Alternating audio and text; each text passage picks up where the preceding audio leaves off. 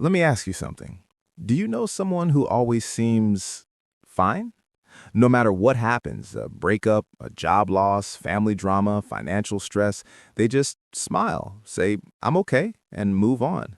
They never vent, they never complain, they never ask for help. And from the outside, they look incredibly strong, put together, calm. But here's what most people don't realize. That silence, that I'm fine that they say every single time, it's not strength, and it's not weakness either. It's something far more complex.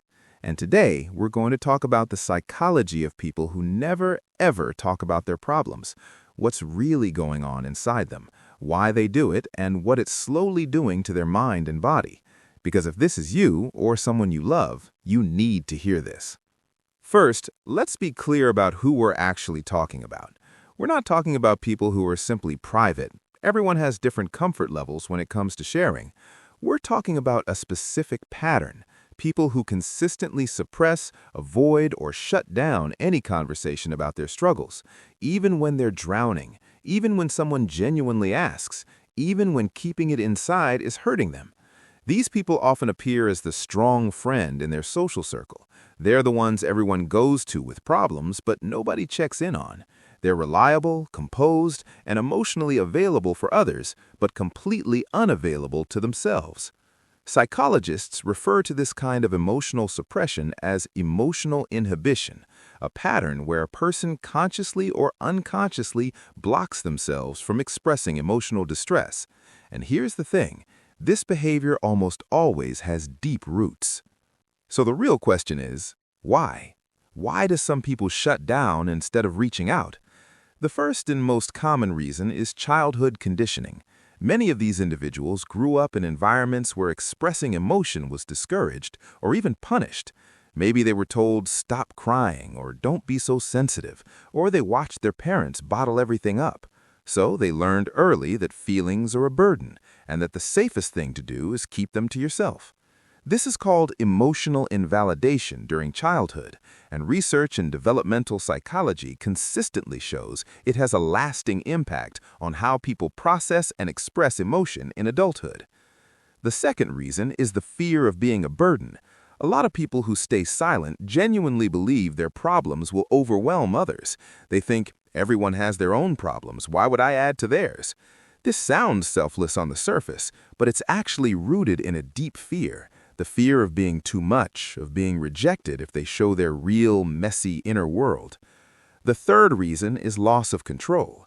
Talking about a problem makes it real. As long as you don't say it out loud, it exists only inside you, and you feel like you can manage it. But the moment you speak it, you lose control of how people react. And for people who are deeply uncomfortable with vulnerability, that loss of control is terrifying. Some people have also opened up before and deeply regretted it. Maybe they shared something personal and it was used against them. Maybe they cried in front of someone who made them feel embarrassed. Maybe they trusted the wrong person at the wrong time, and so they built walls, high ones with a locked gate. And then there's the weight of cultural and social pressure. In many cultures, especially for men, showing emotional pain is considered weakness. Men are often socialized to handle things alone, to toughen up, to never show cracks. Women in certain cultures are expected to be the caregiver, not the one who receives care.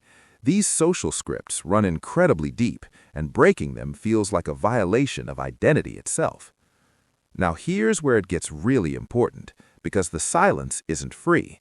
There is a cost to keeping everything inside.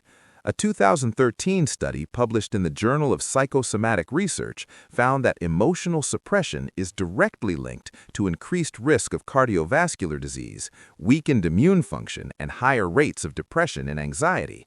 Why? Because emotions are not just psychological, they are physiological. When you feel stress, your body releases cortisol. When you're grieving, your nervous system responds. These are biological processes, and when you suppress them repeatedly without release, they don't disappear, they accumulate. Think of it like a pressure cooker. You keep adding heat, stress, grief, frustration, loneliness, but the valve is completely sealed. At some point, something gives. For many people who never talk about their problems, that breaking point doesn't look dramatic. It doesn't look like a big emotional outburst. It looks like sudden burnout, unexplained anxiety attacks, physical symptoms with no clear medical cause, chronic headaches, digestive problems, constant fatigue, or they just shut down completely and go numb. Psychologists call this alexithymia, a condition where a person genuinely has difficulty identifying and describing their own emotions. Many people who chronically suppress their feelings develop this over time. They literally lose touch with what they're feeling. And here's the painful irony. People who never share their problems often feel the most alone, because real connection requires vulnerability, and they've cut that off entirely. Now, this is important to understand. There is a clear difference between being a private person and being emotionally suppressed. A private person chooses who they open up to and when. They have at least one or two people in their life they trust with their real feelings. They process their emotions internally, but they do actually process them. An emotionally suppressed person doesn't process at all. They avoid, they distract, they stay constantly busy so they never have to sit with the feeling. They work overtime, scroll their phones for hours, exercise until they're numb, anything to not feel. The key question to ask yourself is this: do I have even one person I can be completely honest with? If the answer is no, if you've never once let someone see the full picture of your struggles, that's not privacy. That's isolation wearing a very convincing mask. If you love someone who never talks about their problems, you know how frustrating it can be. You ask, "Are you okay?" and they say, "I'm fine." You offer to listen, and they change the subject. You can feel that something is wrong, but they won't let you in.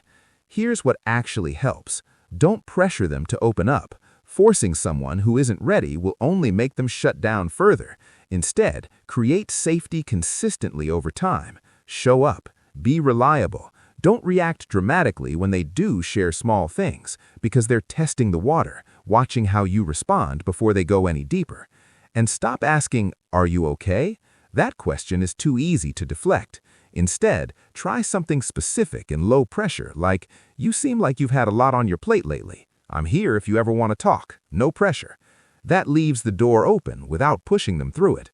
And sometimes the most powerful thing you can say to someone like this is simply, "You don't have to be strong all the time around me." And if this is you, if you're the person who never talks about their problems, I want to say something directly to you. You have spent so much energy holding yourself together for everyone else, and that is genuinely admirable. But you deserve support too. You deserve to not carry everything alone. Sharing your struggles is not weakness. It is not being a burden. It is not losing control. It is human. Start small. You don't have to tell someone everything at once. Share one thing, one honest sentence. "I'm actually not doing that great." That's it. See what happens. And if you find it truly difficult to open up, even when you want to, consider speaking with a therapist, not because something is wrong with you, but because you deserve a safe space that is entirely and completely yours. People who never talk about their problems aren't broken. They're not cold or indifferent. They're not fine either.